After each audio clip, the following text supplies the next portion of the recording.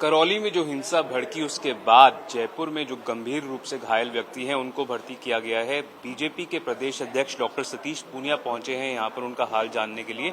सतीश जी, आपने देखा, बात की, क्या है उनकी हालत अभी?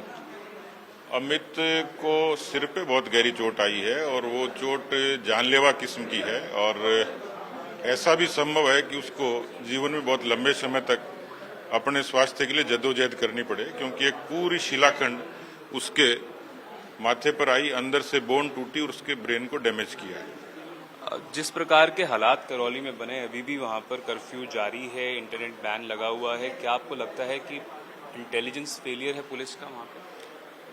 देखिए, समग्र तौर से किसी प्रदेश की कानून व्यवस्था को ठीक रखना ये सरकार की जिम्मेवारी है और मुझे अफसोस है कि मुख्यमंत्री ने उसको इतने हल्के में लिया। वो प्रधानमंत्री को आरोपित करते हैं, उनको आमंत्रित करते हैं। आपका प्रदेश है, आपकी पुलिस है, आपका प्रशासन है और इस तरीके के आयोजन बड़ी संख्या में कोरोना के बाद एक के बाद ये पहले से प्रस्तावित थे, जिनकी परमिशन भी होती है, प्रशासन के सामने होती है। जब ऐसी बातचीत थी, क्योंकि अब जो चीजें आ रही हैं, पीएफआई की चिट्ठी आई है और इसके अलावा भी जब इतनी बड़ी संख्या में लोग होंगे तो उनको इंतजामात करने चाहिए थे। या तो उनके संज्ञान में नहीं था, संज्ञान में नहीं था तो उनकी इंटेलिजेंस फेल्योर थी, और संज्ञान में था तो वो चाहते थे कि ऐसी कोई घटना हो ताकि वो उस पर अपनी राजनीतिक रोटियां सेक सकें और जो तुष्टीकरण का उनका अपना वोट बैंक का नजरिया वो पुख्ता कर सकें। मुख्यमंत्री ने कहा कि जेपी नड्डा की जो दौरा था उससे जोड़कर उन्होंने कहा और कहा कि बीजेपी पॉलिटिकल इलेक्शन मोड में आ गई है, इस वजह से दंगे हुए। नहीं, देश में चुनाव पहले भी होते रहे हैं, लेकिन राष्ट्रीय अध्यक्ष निजी काम से आए, पार्टी की बैठक करी, उन पर इस तरीके का आरोप लगाना, तो मैं तो इसको मानसिक दिवालियापन समझता हूं कि इस तरीके से कोई मुख्यमंत्री इतनी गरिमा को गिरा के किसी पार्टी के राष्ट्रीय अध्यक्ष के बारे में ये शब्द इस्तेमाल करे तो उचित नहीं है। आपने पीएफआई की चिट्ठी के बारे में कहा, क्या आपको लगता है सुनियोजित साजिश थी? क्या पहले से प्लान था जो कुछ हुआ करौली में?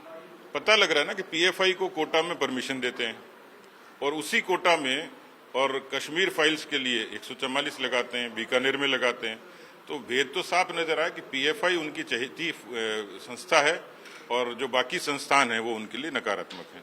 क्या आपको लगता है पीएफआई साजिश में शामिल थी?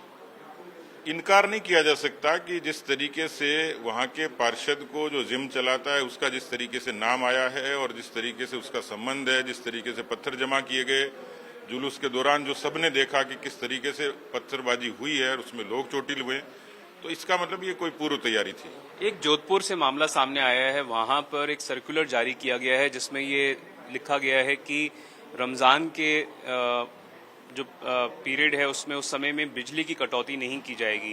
तो क्या आपको लगता है कि तुष्टीकरण की राजनीति है ये कांग्रेस की तरफ से? क्या उन्होंने कभी दीपावली पे ऐसा किया है क्या? यदि दिवाली पे किया होता तो रमजान पे भी ऐतराज नहीं था। तो आप खुद ही बांट रहे हैं, आप खुद इस बात को लोगों में भेद खुद पैदा कर रहे हैं और इसलिए स्पेसिफिक किसी कौम का, किसी बिरादरी का नाम लेकर इस तरीके से यदि आप सीधे सीधे आदेश जारी करते हैं तो उसका मतलब तो तुष्टीकरणी है।